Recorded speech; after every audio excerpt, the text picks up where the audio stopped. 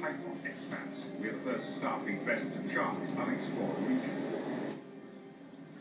Sometimes I wonder if he's stacking the deck. I assure you, Commander, the cards have been sufficiently randomized. I hope so. 8, ace, queen. The dealer receives a 4. No bet. 10, 7, no help there. Pair of ladies for the doctor. Dealer receives a 9. Doctor, may I remind you, since you show the highest hand, you control the next bet. Is there something wrong, Doctor? No.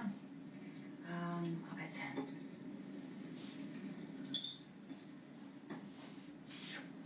Jack, 4, deuce, 6. 20. You're 20, and I'll raise you 50. You're going to call my bluff, aren't you? I think I'll quit while I'm ahead.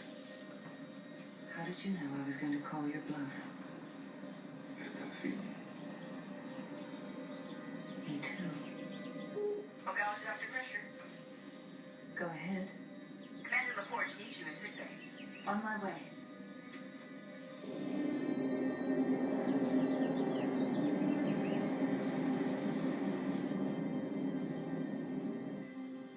At first I thought the catwalk was spinning. As it turns out, it was me. I was lucky Ensign Fletcher was there to grab me. It's a long way down to the bottom of the warp core. You have all the symptoms of an inner ear infection. That would explain the headaches and the dizziness. But there's no physical... What?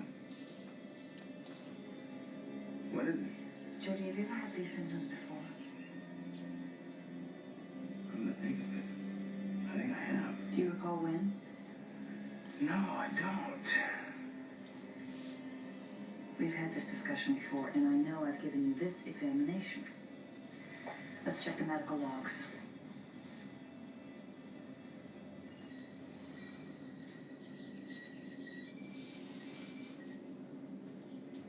You've been treated several times for headaches related to your visor, but I read no mention of dizziness.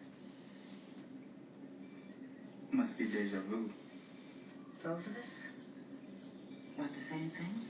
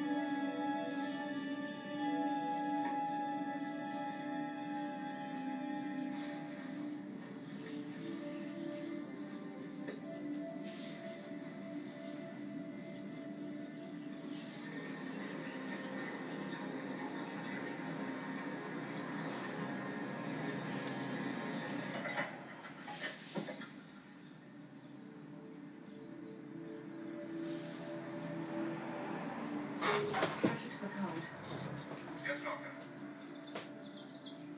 Do you have a minute, Jean-Luc?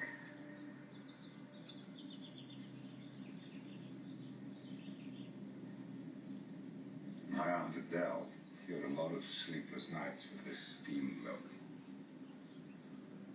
Thank you. No. Never get insomnia. I try to perfect the recipe. It was the eeriest feeling. It was aspirin. So I actually have some viewers. I get the sensation even more intensely than I've done ever before. So I'm currently working on Uncanny. Season 2, Issue 2. This is page 5. And I'm watching some Star Trek Next Generation. While I ink. Read years ago and I've forgotten. I've had this feeling for hours. And then the voices. When we begin issue 2, yeah, this is issue 2. It would be issue 8 if it was numbered continuously, but they're doing like a season 1, season 2 kind of thing. So this would be issue 2 of season 2, like I just said. So anyway, when we find ourselves here, when we left off last time, Maggie and Weaver had escaped There was no evidence of auditory anomalies from a top-secret clandestine medical facility run by the Shadow Corporation organization called Cadre, with Deacon's mysterious brother Morgan, who evidently has the ability to control electronic systems somehow. So now we're in Belize City, where they have wandered into a slum, sort of like the favelas in South America. And they are trying to get their way out of a bad encounter with a group of gang members, basically.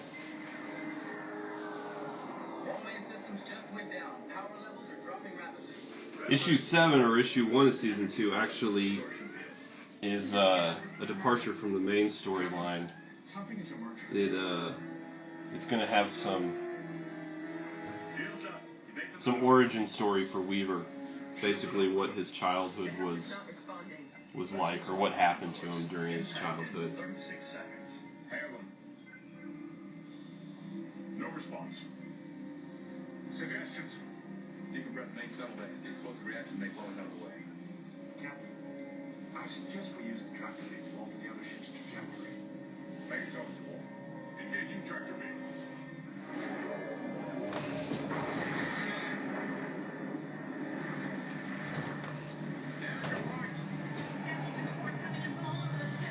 Starboard nacelle has sustained a direct impact. We are banking drive plasma. Initiating emergency core shutdown. Inertial dampers failing. We're losing attitude control. This is the bridge. All hands to emergency escape pods. Core shutdown was unsuccessful. We are losing antimatter containment. We've got to eject the core. Ejector systems are offline. Core breach is imminent. All hands to man the ship. Repeat. All hands.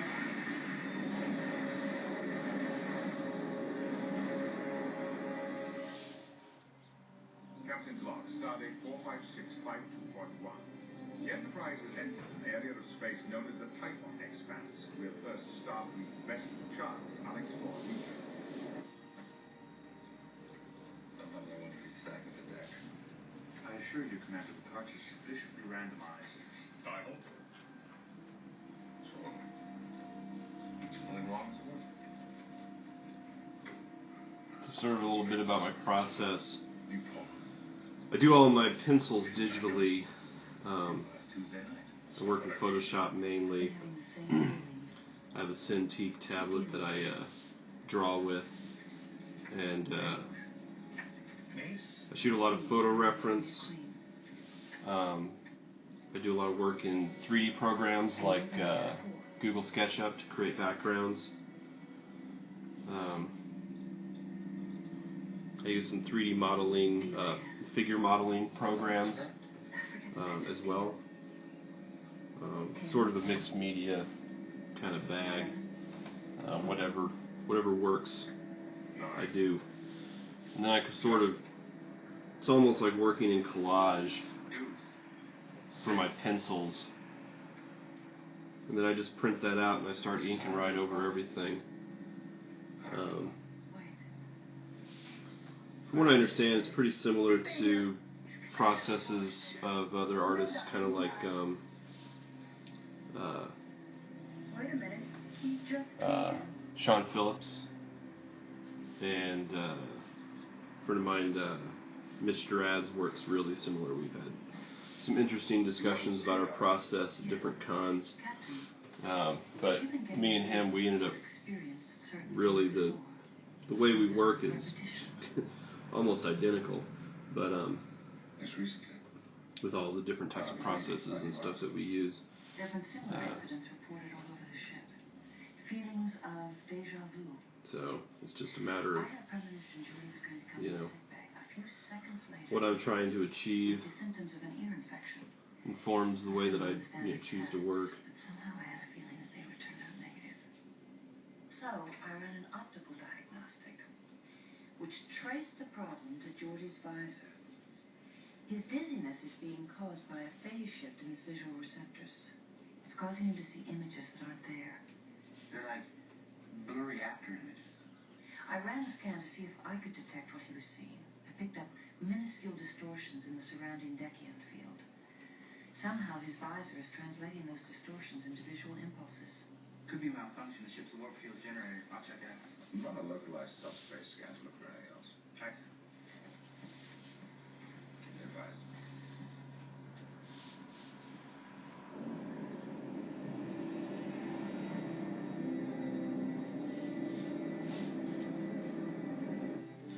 Over the years, I've sort of been expanding my tool set.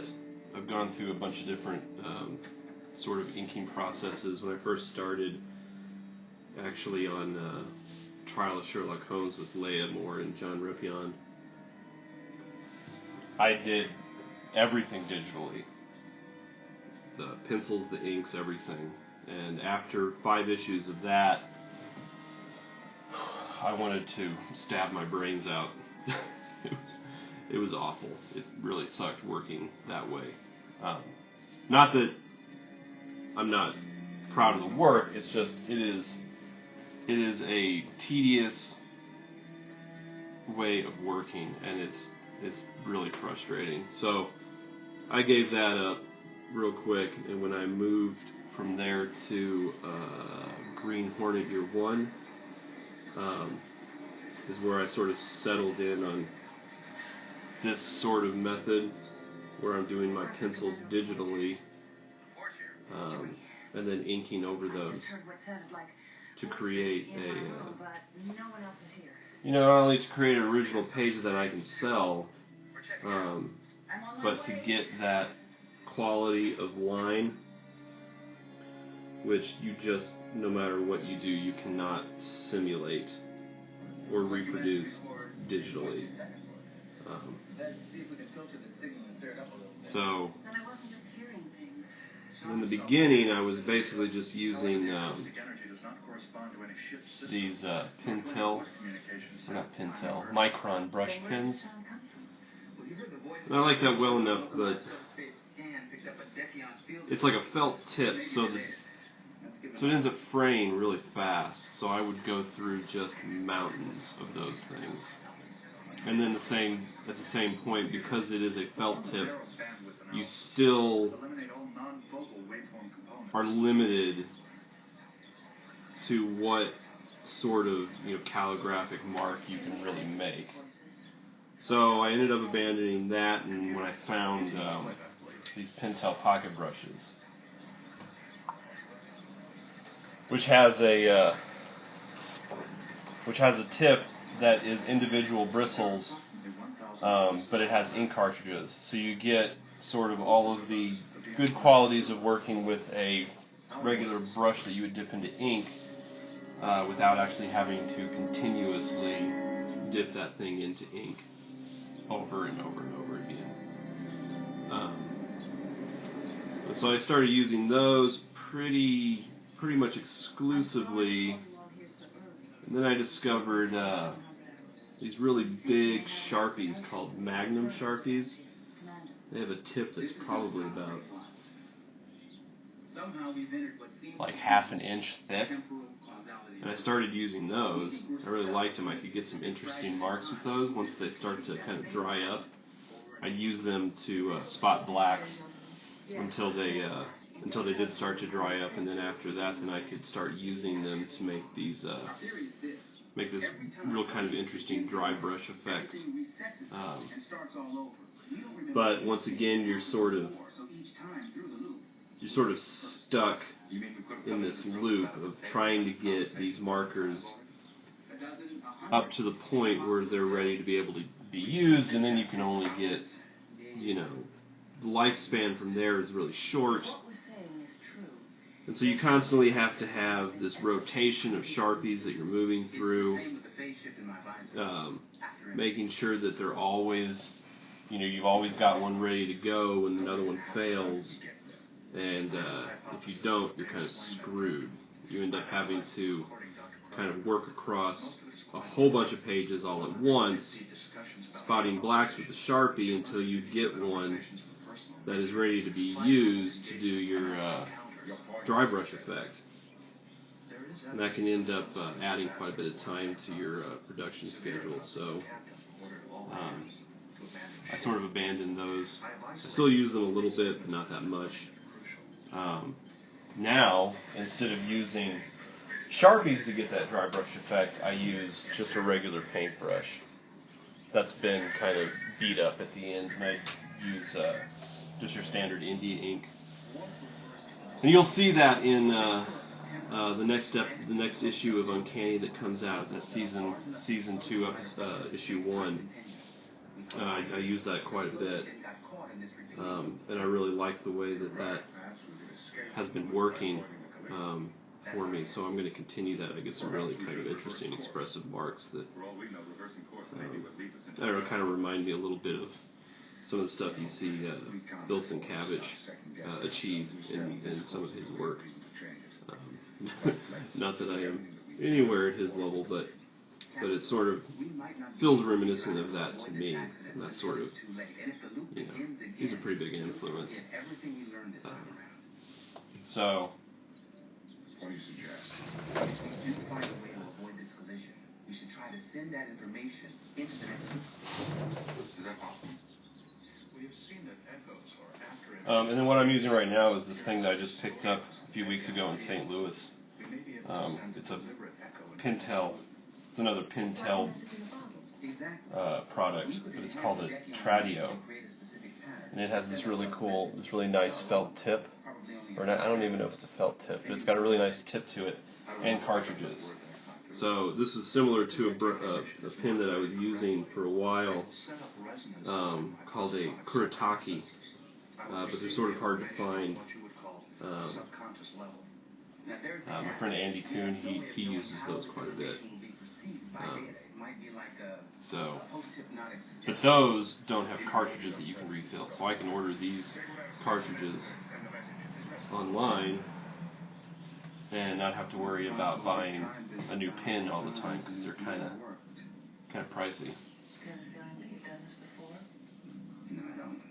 Neither do I. Maybe that's a good sign. Let's just in there. particle accelerators at full power. Tachyon field active. Particle flux nominal. We're in business. All we need now is a message. Senior officers report to the bridge. On our way. We've got to figure out how we handled this before. Backers off, Ensign. Nice and slow. Aye, sir. Captain, maneuvering thrusters are not responding. The distortion field is fluctuating.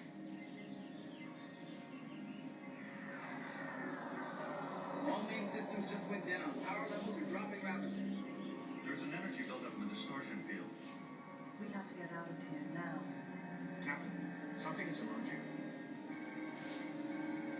Shields up. Evasive maneuvers. Shields inoperative. The helm's not responding. Vessel is on a collision course. Impact in 36 seconds. Hail them. No response. Suggestions? Decompress main shuttle bay. The explosive reaction may blow us out of the way. Captain, I suggest we use the tractor beam to alter the other ship's trajectory. Make it so, Mr. Wolf. Engaging tractor beam.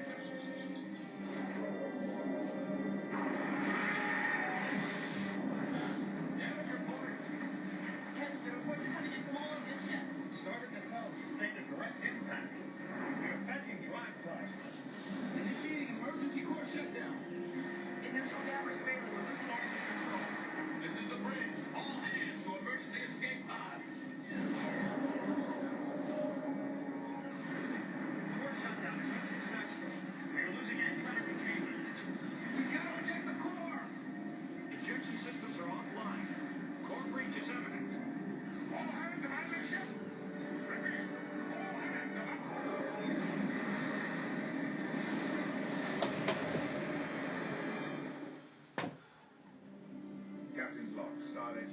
The Enterprise has entered an area of space known as the Type Expanse. We'll first stop reflecting Charles' unexplored region.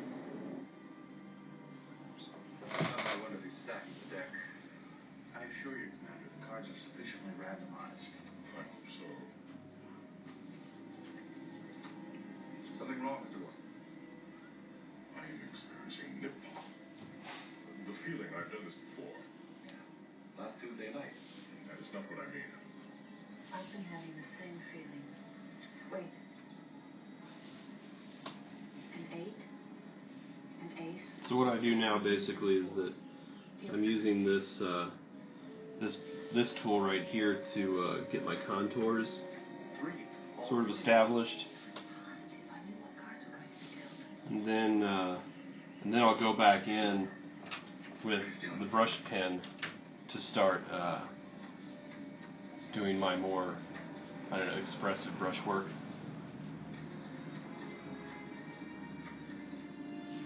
Look at this. We've all got 3 of a kind. So, and working this way actually is something that I sort of experiment with a lot, trying to figure out, exactly what process that I prefer. Go ahead.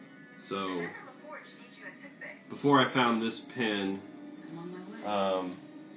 for a while I was using that Kuretake pen to do this, and then I ran out of those, and I was just, I don't know, I was too lazy to go online and order more. So I went back to the way that I was working prior to that, which was, pretty much solely with the Pentel Pocket brush. And that works really well for me. It's just a little bit more labor intensive. So finding this has really been sort of a godsend a bit,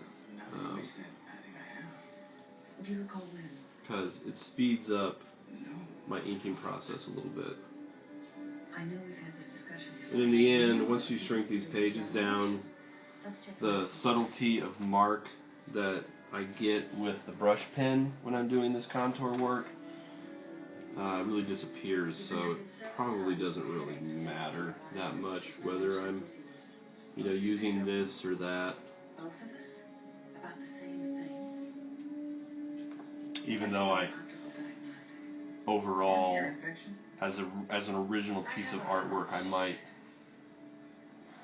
kind of lean towards the look of that, contour done with the brush pen maybe a little bit more than this. I don't know. Sometimes I look at a page that I've done this way and I think it looks really nice, and then I'll come back a few days later and be like, ooh, I'm unsatisfied. That's why I'm constantly changing my process, because I'm always trying to, keep myself from getting bored. Mainly, probably, is really why, but because I can get bored pretty easily.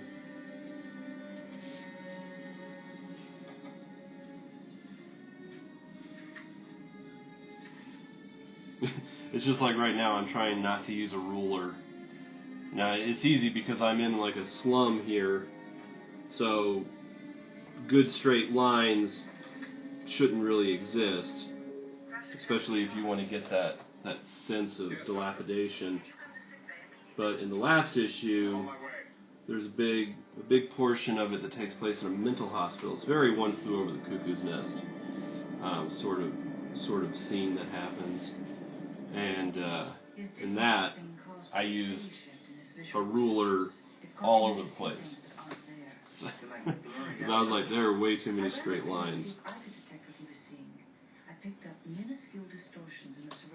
And I am way too far behind.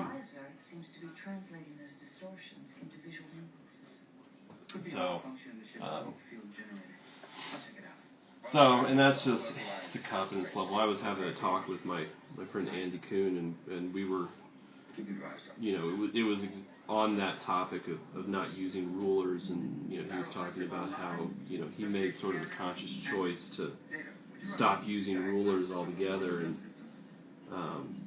how difficult that was in the beginning, but once he got past it, it was sort of liberating, and I was like, yeah, that's great, but I need to get this done. to the left and the north. We have a Deckion field fluctuation. And I think at the end that it works. You know, you've got to figure out what works best for the type of image you're trying to make. So even though the hospital's supposed to be old, it's supposed to have a very clinical sort of feel to it. So I think that in that situation, really straight, you know, clinical marks are what you need.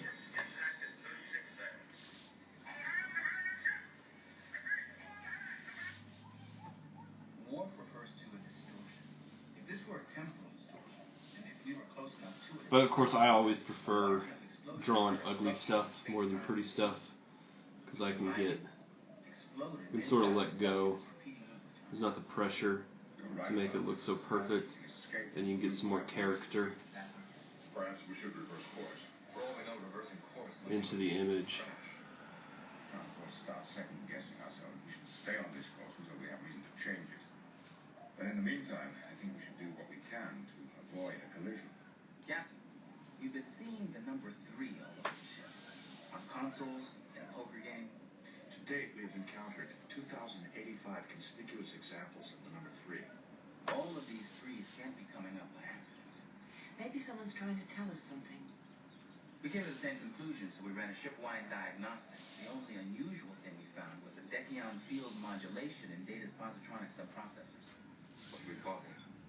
I don't know, but if I wanted to send information from one loop into the next, I might use a method like a Deckion emission. You think we sent ourselves a message? It would make sense. Maybe we are trying to tell ourselves something. If that were true, what could 3 indicate? Maybe we should run a level 3 diagnostic on all key systems. It's a good idea. I'll have the computer run a pattern matching algorithm on the number 3. Bridge to Captain Picard. Go ahead. We're getting unusual readings 20,000 kilometers off the starboard bow. On our way.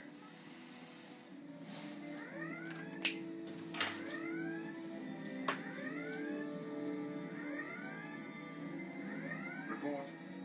Sensors didn't detect the phenomenon until we were almost on top of it, Captain. It is a highly localized distortion of the space-time continuum. On screen.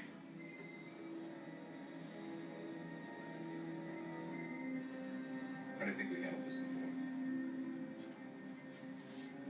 Back us off, Ensign. Nice and slow. Aye, sir. Captain, maneuvering thrusters are not responding. The distortion field is fluctuating. All main systems just went down. Power levels are dropping rapidly. Sometimes I have to go back in over my digital and We have to get out of add some more penciling, just to, especially in faces, to find my expression better. Shields inoperative. The helm's not responding. The vessel is on a collision course. Impact in 36 seconds. Hail them. Or sometimes, like, No response. I'll just throw in, Suggestions? like the gun he's holding here is a 1911 M1911. It's a, you know, it's a classic, 45, but I imagine he's probably holding like a Glock, so I'll need to go back in, pencil more over this so I can turn this M19 into a Glock, you know.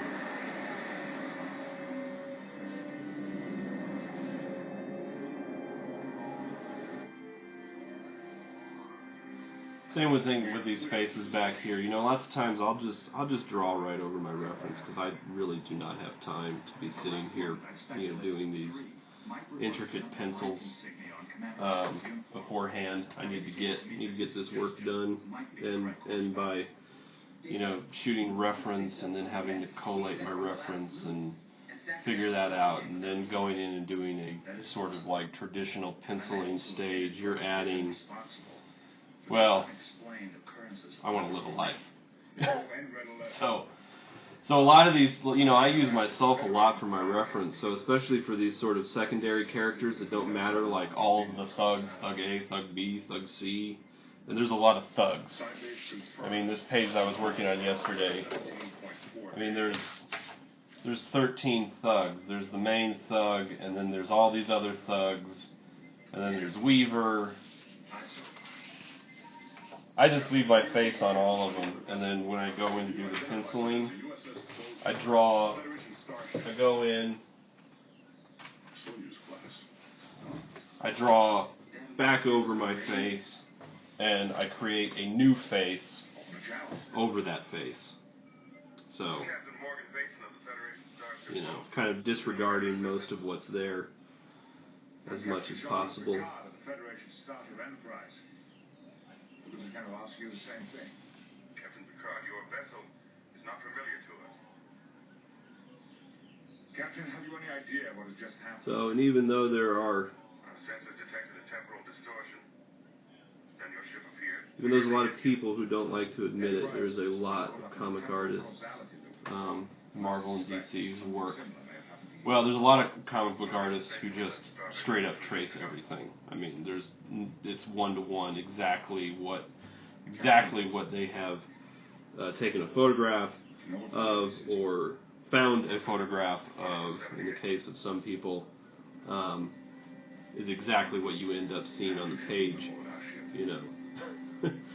Except for maybe a few costume changes.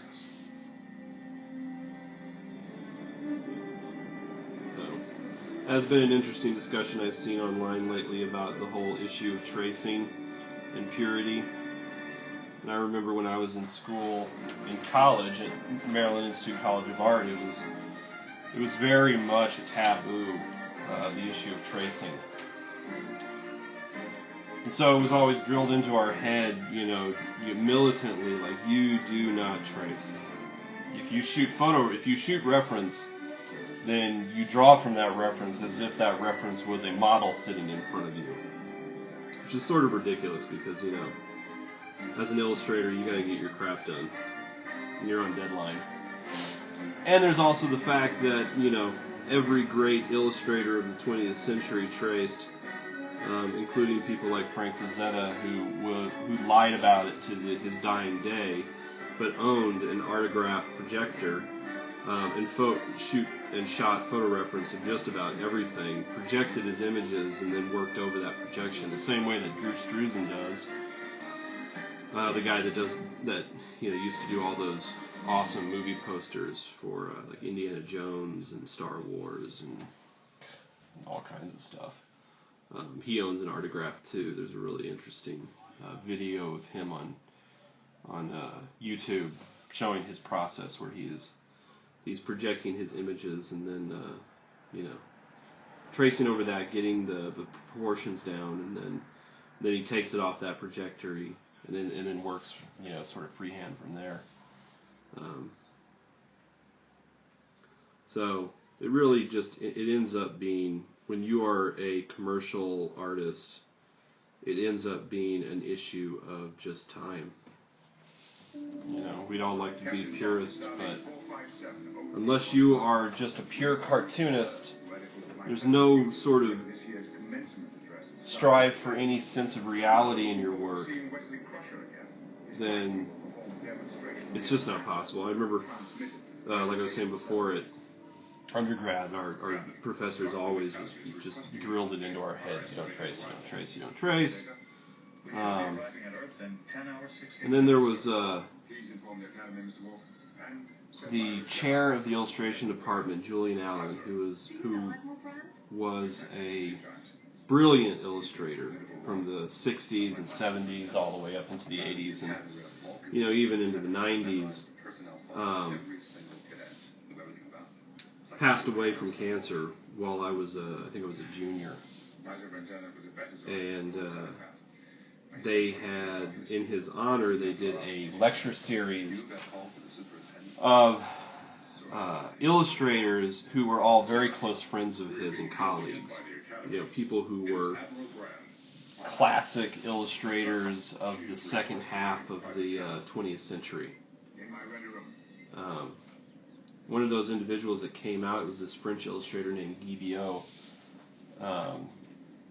It's spelled like Guy. It's spelled Guy Billout, but it's pronounced Guy Biot. And he does a lot of editorial stuff for The New Yorker and Time Magazine, and works in books and all kinds of stuff. And he was showing our stuff, and he got up on stage. He gave us his whole slide presentation, and then there was a question and answer period. And one of a student in the audience asked him, "Can you tell us about your process?" And he was going through basically talking about how he will go shoot photo reference for whatever it is, and his stuff is very. It doesn't really look photo referenced. It's very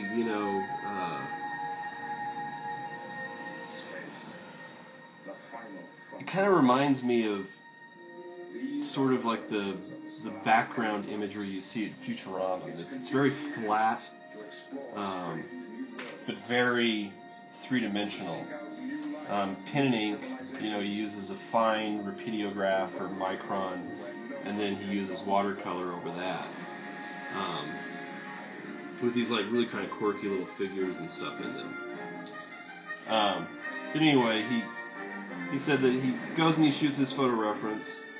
He always shoots his own reference no matter what, for whatever it is that he's working on, whatever setting he's drawing this in. For instance, there was one where it was an image of New York City from like a bird's eye view, and he actually got the New Yorker to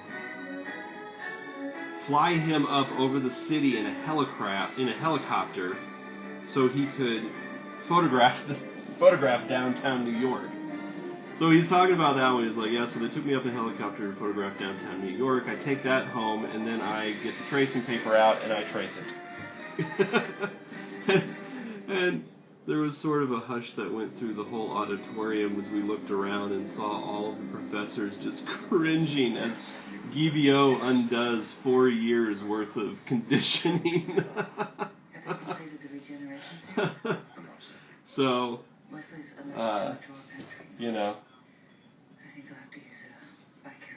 that's just the way they worked. I mean, and they still work.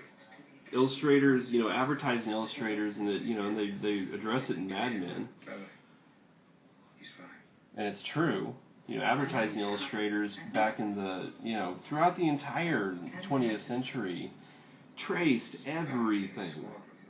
And they didn't shoot their own reference half the time. They were just stealing photographs that were, that they tore out of magazines.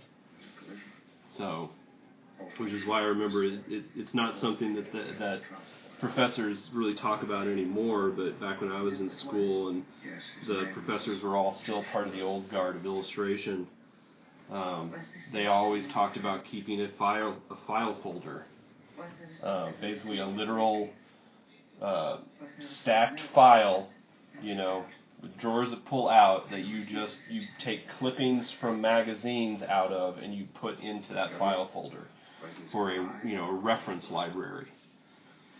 Prior to the advent of the internet. So, and when Julian Allen passed away, his wife donated his file folder, his reference library, to the school, which I'm sure now is, I don't know, maybe they still might have a place of honor for it as a kind of a quaint idea of the past, but guarantee you nobody's using that anymore. But it was several stacks of files that were just full, all alphabetized, of reference material, anything and everything you could imagine. All stuff, clippings from magazines. Commander Albert. So, you just got to make, when you work this way, you have to understand how to make it your own, how to depart from the reference. There will be a memorial service for Otherwise, it's very obvious and it's very, and it becomes very trite. It has been suggested that we should cancel the graduation ceremonies in the light of what's happened. Commander Albert and I have discussed this, and we've agreed that. And that's why I think a lot of, especially a lot of these cover artists, kind of get a lot of flack online from the whole comics community or the comic fandom community, because if they can go out and they can find a photograph from a Playboy magazine of a hot girl that this individual literally traced and put a Emma Frost costume on. That's not right. That's, nobody should be working that way. Because that, it lacks, I don't know, it lacks integrity. It lacks creative integrity. Thank you for your offer.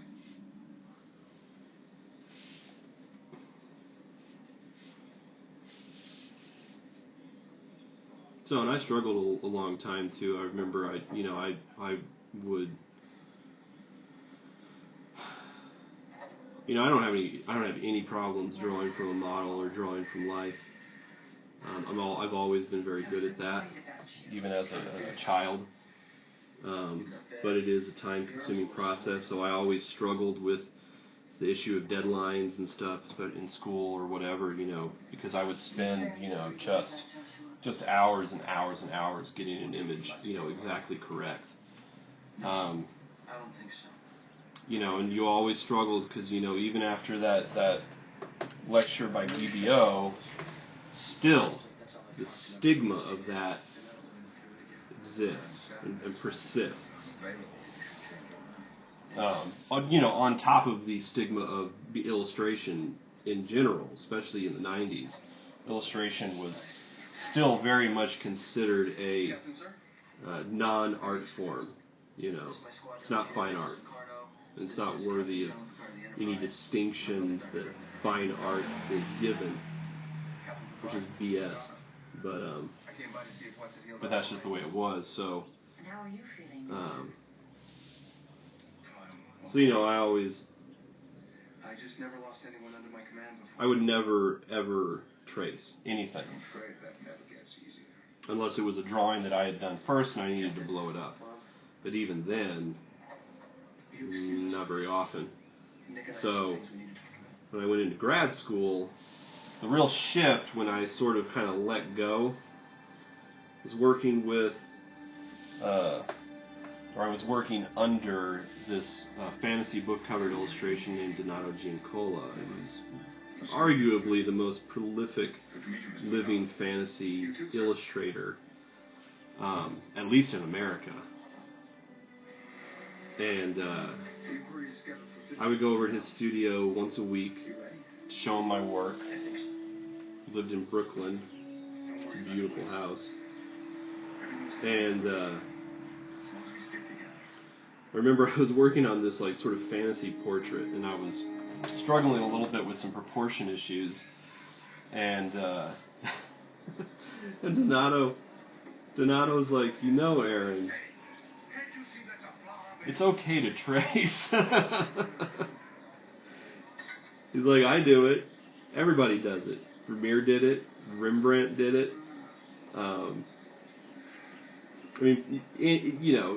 Any Renaissance artist past the 1400s, once they invented chiaroscuro or not chiaroscuro, camera lucida and camera obscura, they all traced.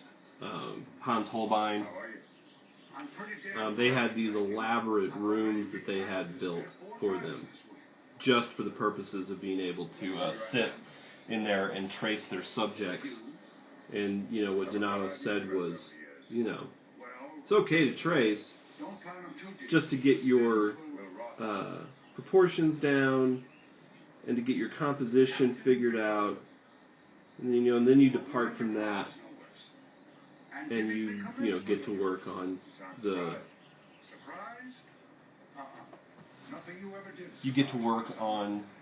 the issue of creating a piece of artwork.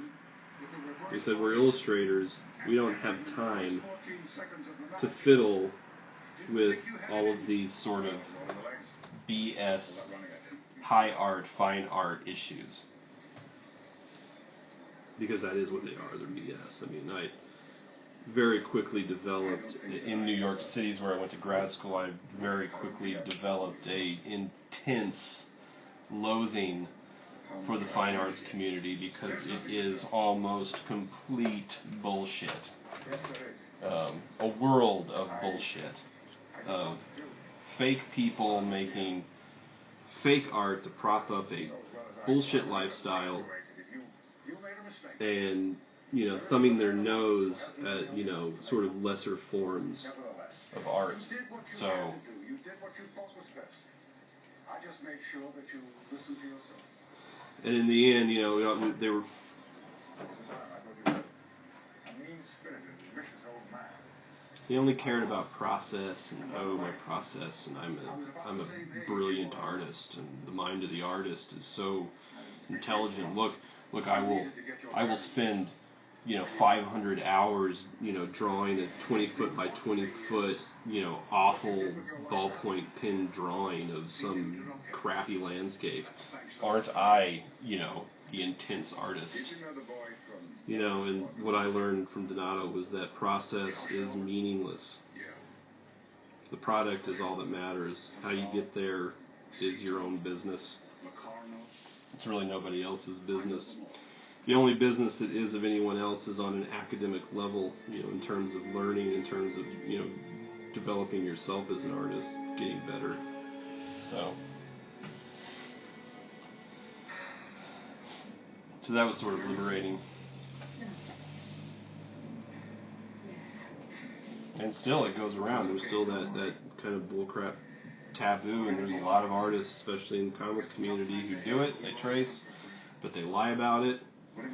And as someone who works from photo reference, I can spot it a mile away.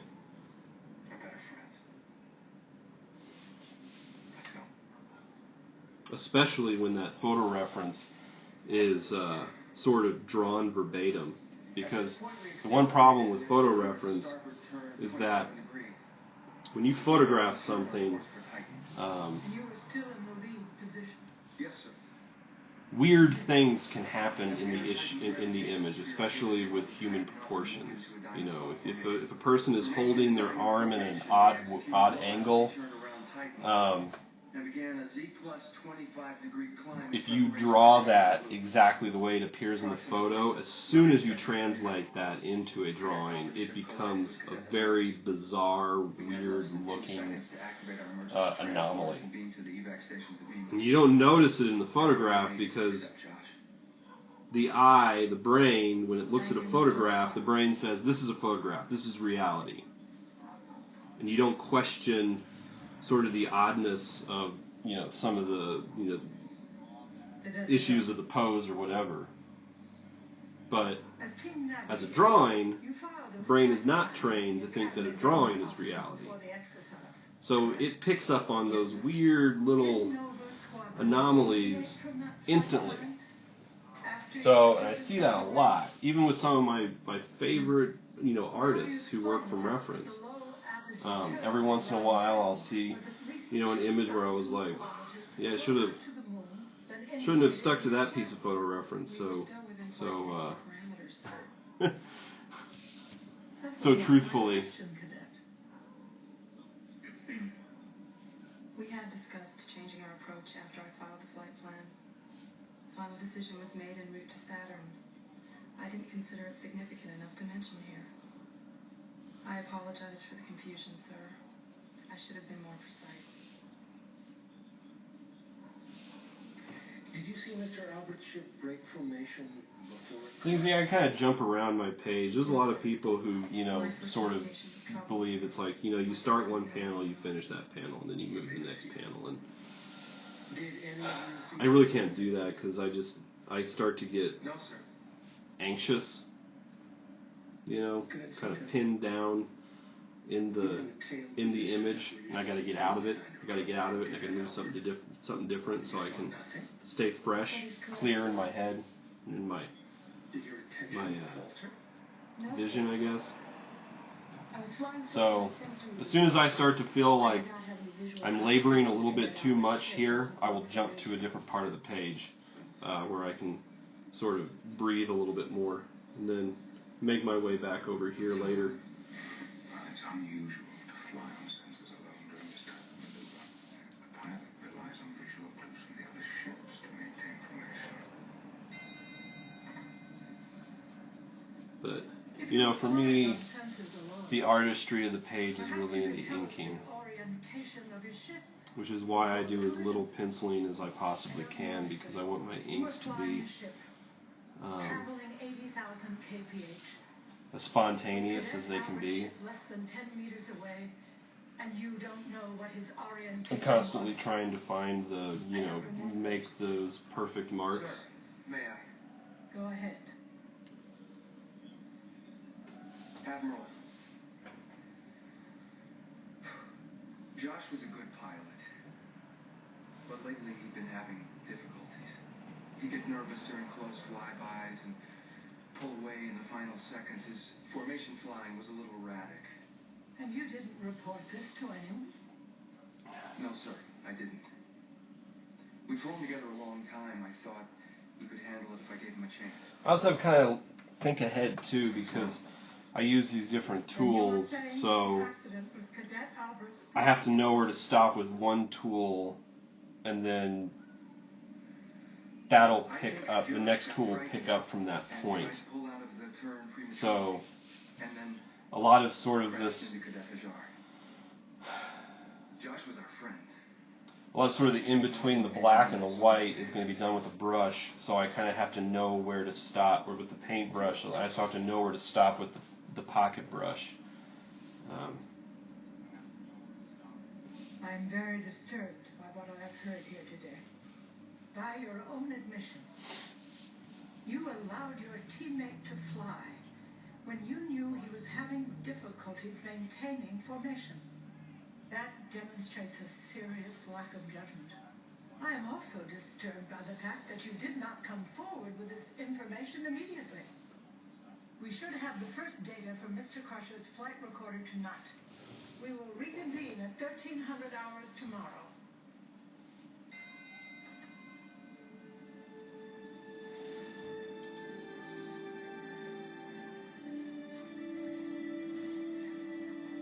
Everything's fine.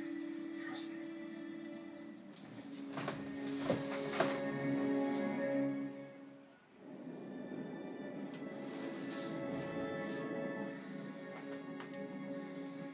I don't know, Captain. The Academy has one of the best reconstructive analysis labs in Starfleet. I wonder if there's much we could contribute to the investigation.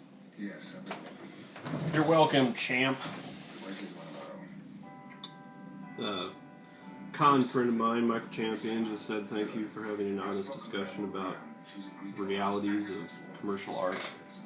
Yeah, that's something that I think is often lacking. You shouldn't have said it, Nick. There's sort of a... What happened? I had to do something. You said that we weren't going to have to lie to them. You know, in the Renaissance, there's a reason why we don't know much about Rembrandt's process. Everything I said was the truth. And that the majority of what we do know about Rembrandt's process has had to be reconstructed by art historians and scientists. We don't know that. Of course we do. Because None of us has wanted to say it out loud, but we've all had to say if anyone found out his process, then somebody else could recreate that process, become the next Rembrandt. And of course, he wanted to keep a sort of an iron grip on his brand, really. So, the only people that knew anything about his process were his students. And the thing that you don't hear a whole lot about in art history is the fact that, people like Rembrandt had, this whole shop of artists working under them, and a lot of his paintings, just like Rodin kind of stopped making his own art well before he died. So The Gates of Hell by Rodin was not sculpted by him. It was overseen by him.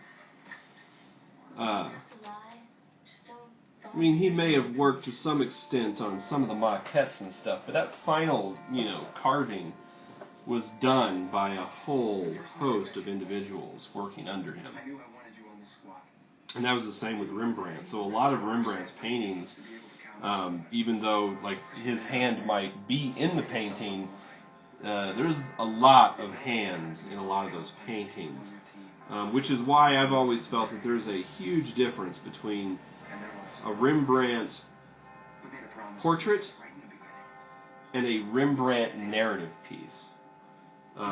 It's almost like they're painted by two completely different individuals, and that's because you can see the difference between when Rembrandt's making stuff up and when he is working with his camera lucida or camera obscura or working directly from a model. He is a much better artist when he has reference sitting there in front of him.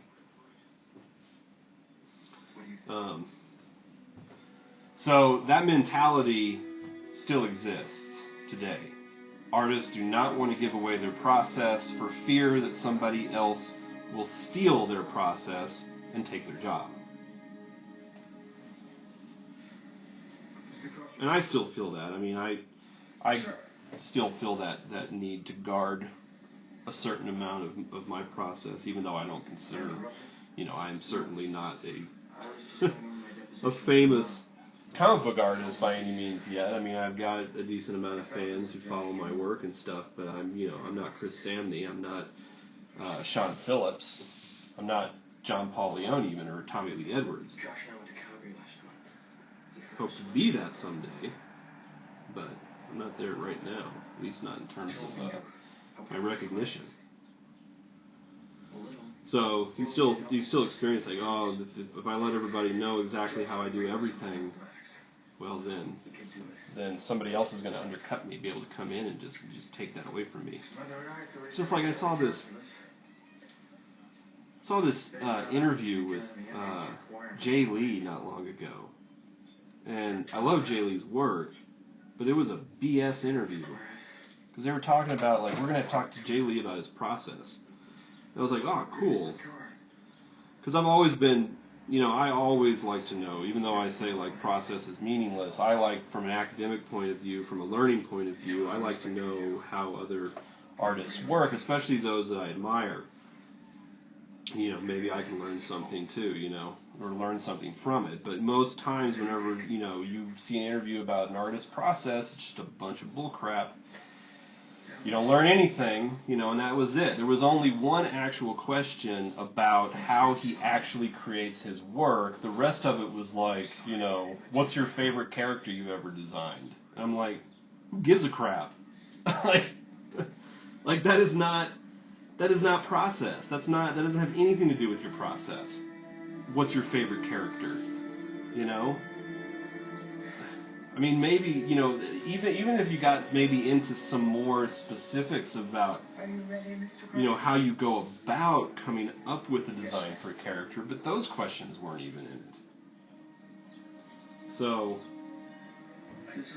the only thing that I really got out of it was that there was a reference to the fact that it's his wife who does all of his coloring, and that she, in essence, at least what I got garnered from it, was that she spends more time on the work than he does.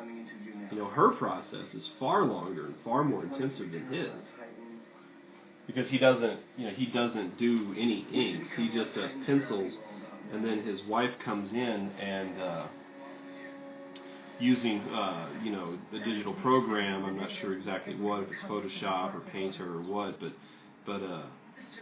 darkens that to those pencils so that you end up with something that sort of resembles an ink.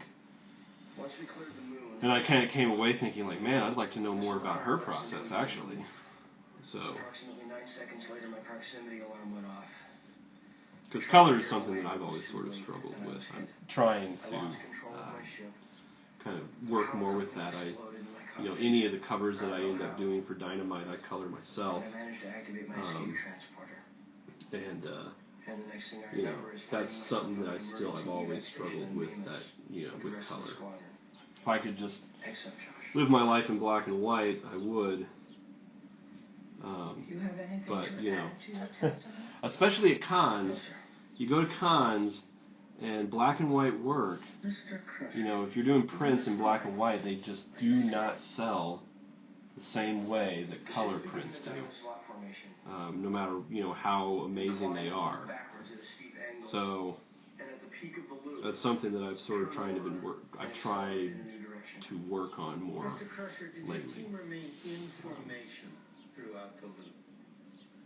And I sort of have like kind of very specific tastes when it comes to color too. I'm not a big fan of your sort of traditional comic style with lots of airbrushy kind of effects and gradients and, you know, very smooth kind of rendering.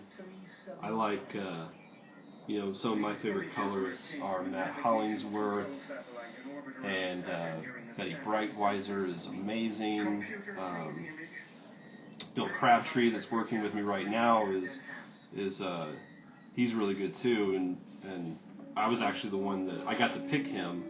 He was recommended to me by Andy Kuhn because he worked with him on Fire Breather.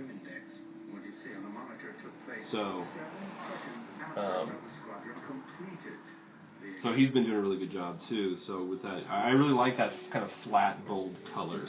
You know, I don't like it when the color interferes too much with the inking or with the drawing. I like that to be sort of center stage and the coloring to support that. It might be arrogant or I don't know, but you know, that's just sort of my aesthetic. Everything's going to be okay, Wesley. There must be an explanation for all of this. Data and Geordie are already analyzing the flight recorder and the satellite transmission. Why? Well, there must be something wrong with the satellite data. It might have been tampered with. Mom. Well, there must be some explanation for this. I know you're telling the truth, but the satellite data made it look as if you were lying. I've spoken with the other parents. I am going to talk to Admiral Brand and ask her to delay the inquiry. Mom. You can't do that. I'm not going to let them ruin your career, Wesley. You haven't done anything wrong. Mom. Well, I think we're going to call that the end of today's session, at least. I'm going to continue working, but I've been sitting here for an hour straight, and I'm about to lose my mind. So I'm going to have to get up and walk around and eat some lunch. So anyway, thanks everybody for watching, those who did. I'm going to keep doing this as much as possible, and I'll try to, you know, not blather too much about inconsequential things, or maybe I should blather more about inconsequential things,